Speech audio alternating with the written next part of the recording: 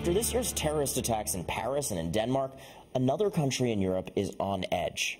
Germany. It's a short trip from hotbeds of terrorist activity like Syria, like Iraq.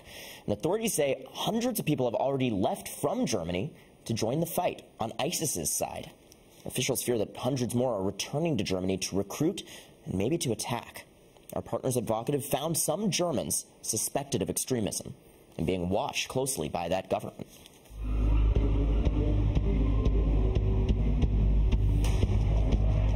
"34-year-old Sven Lau has been called public enemy #1 by German media. Ja, Beobachtungen habe ich jetzt. Vor einer Woche habe ich mitbekommen, wie die bei mir an der Straße da mich observiert haben. Aber das ist auch nichts Neues für mich. Sven is a German convert to Islam and a prominent member of the Salafist scene, the fastest growing Islamic fundamentalist group in Germany. Sven preaches on YouTube and has even led an Islamic patrol through town, pressuring people to abstain from drinking and gambling. Police accused him of recruiting for ISIS, but the case was dropped for lack of evidence. Wir sehen den Salafismus als eine Art Nährboden, aus dem die Zahl der Personen erwächst, die dschihadistisch geprägt sind, wollen die auch bereit sind, Terroranschläge zu begehen. Germany has a complicated history with Islamic radicals. The 9/11 attacks were largely plotted on German soil. There has not been a large-scale Islamic terror attack here. But in the wake of the Paris and Copenhagen attacks, Germany is on edge. Ich sage, ein terroristischer Anschlag in Deutschland. Es ist also nicht eine Frage, ob es einen terroristischen Anschlag gibt, sondern nur noch wann. Nach Erkenntnissen sollen sich in Deutschland zwischen 260 und 300 sogenannte Gefährder aufhalten. The United States and Germany have to think about why terror attacks are imminent. Bernhard Volk is no stranger to terror. In 1995, he attempted to bomb a Peruvian embassy in Dusseldorf and served nearly 13 years in prison for his crime. He converted to Islam nearly 20 years ago, but became more radical in prison. I definitely know that I'm one of them who are on the so-called watch list. I'm not involved in any preparations with explosive. My weapon is my tongue.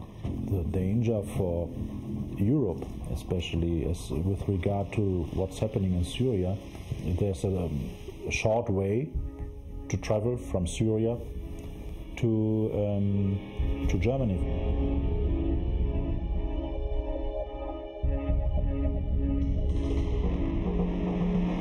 America and Germany should know that they're very vulnerable.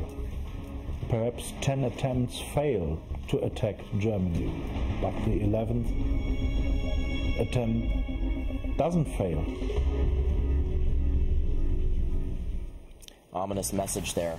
We're back with MSNBC contributor and editor-at-large for The Atlantic, Steve Clemons. Steve, so in the wake of these latest attacks in Europe, has anything changed on a policy front? Is there any unified push to do anything differently to safeguard? I think that what is unified is that there are more discussions on the police side of watching, observing, gathering digital intelligence, communications intelligence, and sharing that.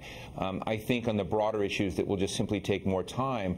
Many of the problems, the reason why Germany feels ripe for the kind of thing that happened in France is that it knows that deep inside its society it has many unreconciled cultural and ethnic divisions that are tense and grinding against each other, not cooperating and collaborating and moving forward. And so it feels like Germany is the place. I've done in Germany what you had done in Kenya, is going to some of these communities, and the alienation and disaffection is palpable when you go into some of these communities. And I was sort of dealing with average, normal people that are not, in fact, terrorists, but you can sort of get the sense that there's anger, frustration, and hostility, not only on their side, but also, frankly, in the German community that has very unresolved notions about what being a modern German is and how diverse that ought to be.